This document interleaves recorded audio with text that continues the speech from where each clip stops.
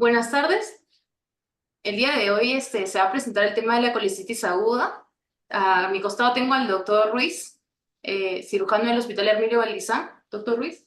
Buenas tardes. Soy el doctor Ruiz, médico de la especialidad de cirugía general y coordinador del presidente de cirugía del Hospital Regional Emilio Valdizán de la ciudad de Huánuco.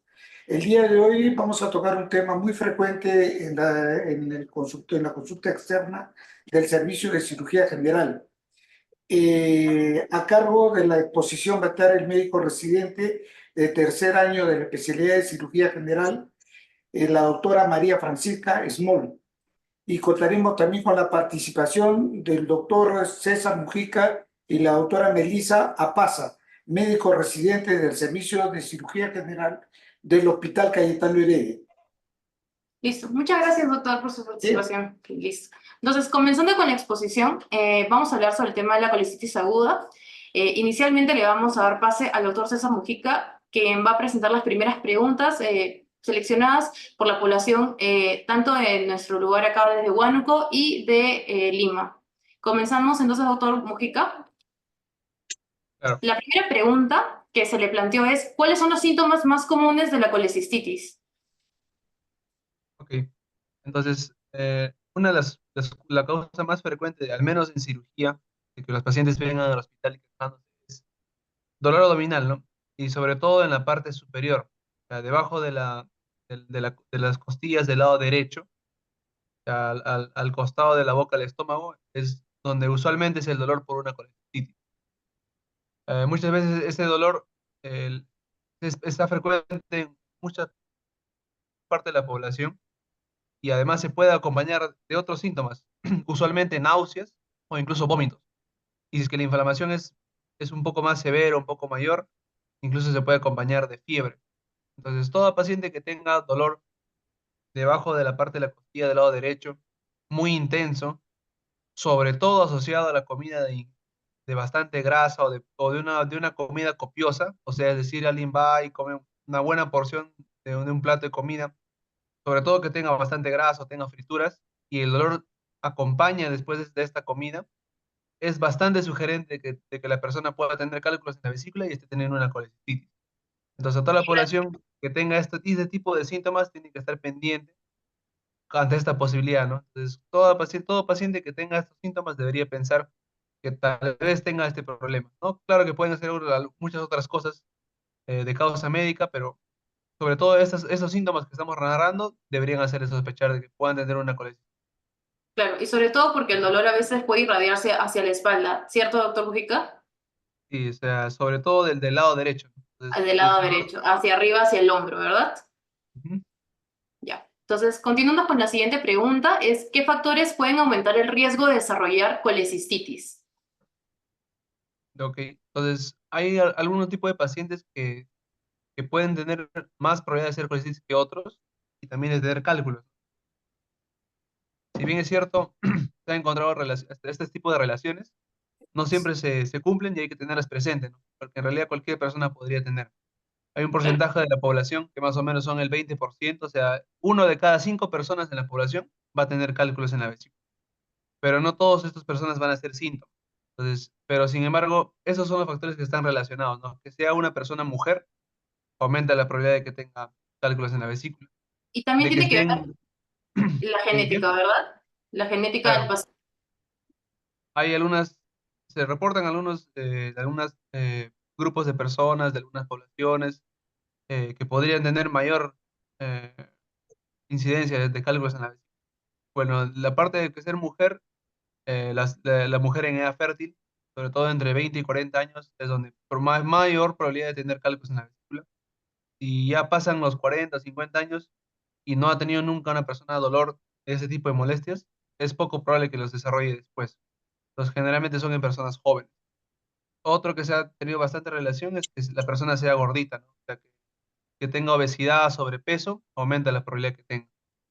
Y también otros menos frecuentes son pacientes que tienen anticonceptivos orales, o sea, que se cuidan con métodos anticonceptivos, o algunas otras enfermedades un poco más raras, ¿no? Enfermedad de Crohn y otras cosas. Pero principalmente son que sea mujer, la obesidad, que esté en edad fértil y bueno, que más o menos tenga entre 20 y 40 años, los principales factores de riesgo. En la siguiente diapositiva también está resumido los factores de riesgo, principalmente obesidad más que sobrepeso. Algunos otros pacientes que tengan también una pérdida rápida de peso, ya van a ser pacientes que, por ejemplo, van a una cirugía bypass gástrico o una manga gástrica, o que súbitamente tengan una rutina tan pesada que hay una pérdida importante de peso, también podría tener un aumento en la necesidad de desarrollar colesterol. Y luego los demás que hemos mencionado. Ya. Claro. La Y siguiente también que, pregunta. bueno, esto puede aumentar también en las mujeres que son delgadas y que, bueno, se les produzca, ¿no? Flatulencia. Ya. Entonces, la siguiente pregunta es, ¿cuáles son, bueno, ya comentamos, ¿no? ¿Cuáles son las causas más comunes de la colecistitis aguda? La gran mayoría, un 95% o incluso un poco más, siempre la causa van a ser los cálculos en la vesícula. Por eso es de que el lado izquierdo ven litiásica y en el lado derecho alitiásica, ¿no? Porque principalmente es por cálculos o es por otras cosas. La gran mayoría de veces la inflamación de la vesícula va a ser porque hay una piedra en la vesícula y, y va a haber una inflamación a causa de esta piedra. Eso es en más del 90%, más del 95% de casos. Algunas otras causas raras de colecistitis puede ser en pacientes que estén gravemente comprometidos en la unidad de cuidados intensivos, que estén con fallas multiorgánicas, o pacientes críticos, grandes quemados, pero no es lo habitual. La gran mayoría de veces van a ser personas que han tenido piedras en la vesícula y no lo sabían, y ya vienen con un dolor intenso, y usualmente la causa de la colecistitis son esas piedras en la vesícula. Y doctor, ¿qué opina con respecto al barro biliar como causa también de colecistitis aguda? Claro, no es que de frente una persona vaya a desarrollar piedras en la vesícula, ¿no? Primero, para que se formen los cálculos, son personas que han tenido primero barro biliar y este barro se ha ido condensando y se ha ido acumulando y cada vez se hacen litos más grandes, ¿no? Entonces Pero viene eso desde sí podría producirle cólicos a los pacientes, el barro biliar como tal.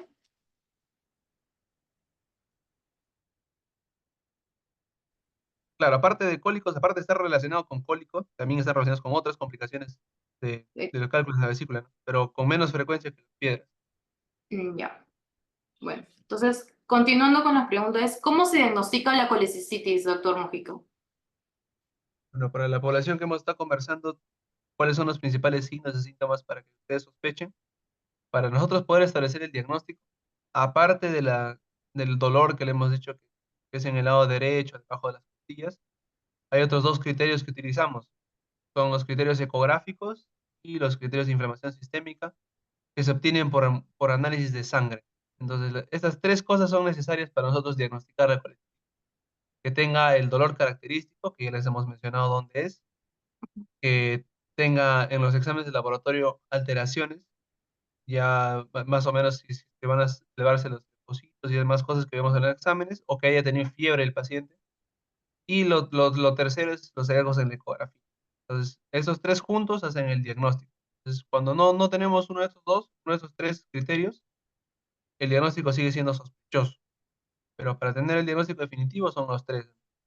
Aparte Y, del dolor que hemos conversado, la ecografía, o la fiebre, o el examen de laboratorio que es de la sangre. y para la población, en un resumen, ¿qué es lo que debería llevarse para poder de ellos sospechar de que probablemente sí estén sufriendo de cálculos en la vesícula y que eso le esté generando la colecistitis? Bueno, que primero tengan los síntomas que hemos evaluado, conversado en el inicio, que les haga sospechar que podría tratarse de este problema, que vayan a un centro de salud o al hospital más cercano en las que se encuentren, porque la siguiente cosa que le pedirán será una ecografía y un examen de sangre.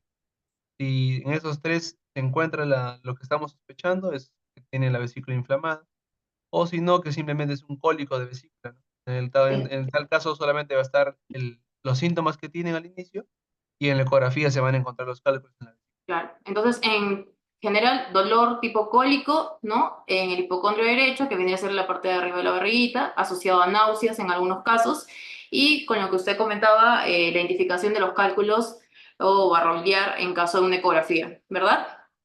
Así es. Perfecto. Entonces, continuando, en este caso, daremos pase a la doctora Melissa Paza para que nos comente con respecto a los criterios de gravedad basado, ¿no? Eh, en razón a la colecistitis. Doctora Melissa. Ok. Bueno, buenas tardes con todos. Continuando con la exposición, como ya explicó el doctor Mujica, cuando nosotros ya hemos hecho unidad clínica, hemos visto los síntomas que tiene nuestro paciente, hemos tomado los exámenes de laboratorio, le hemos hecho una ecografía, el primer paso que hacemos nosotros como médicos en los hospitales es determinar qué tipo de gravedad de colecistitis tiene nuestro paciente y en base a esto actuar. Como pueden ver en este gráfico, hay tres tipos de diferentes estadios de gravedad de la colecistitis aguda. El más leve, que es en el que viene la mayoría de personas, es una colecistitis leve en el que solo hay inflamación. Una colecistitis moderada, cuando ya vemos que el tiempo que ha tenido la enfermedad de este paciente ha conllevado a tener ya una infección que se ve establecida en una alteración en los exámenes de laboratorio. Y llegamos ya a una etapa avanzada de la enfermedad o un estadio grave de la enfermedad cuando ya vemos alguna alteración de algún órgano o sistema del paciente, ya sea en la parte respiratoria, teniendo en cuenta, para que todos se den cuenta, que el solo tener cálculos en la vesícula no es que solo está mal el hígado y ahí va a quedar, sino que podría haber una alteración sistémica de todo el paciente, poniendo en riesgo la vida, alterando el sistema respiratorio, el sistema cardiológico, el renal, hepático, dependiendo de la gravedad del paciente. Con la siguiente diapositiva. Entonces, ¿cuál es el tratamiento recomendado para la colecistitis aguda? Hoy en día, cuando un paciente viene con dolor a nuestro centro hospitalario, lo primero que hacemos es colocarle una vía, hidratarlo, ponerle analgésico y esperar los resultados. Cuando ya el paciente tiene una estadificación, ya tiene el diagnóstico de tener colecistitis, vemos de que tiene una etapa leve, moderada o severa, la única forma de tratar esta patología para que no se vuelva a repetir nuevamente este episodio de colecistitis es el tratamiento quirúrgico, lo que nosotros llamamos una colecistectomía. ¿Qué tipos de colecistectomía? Que para que ustedes puedan entender es retirar la vesícula de su lugar, tanto conteniendo las piedras o el barro biliar que tenga.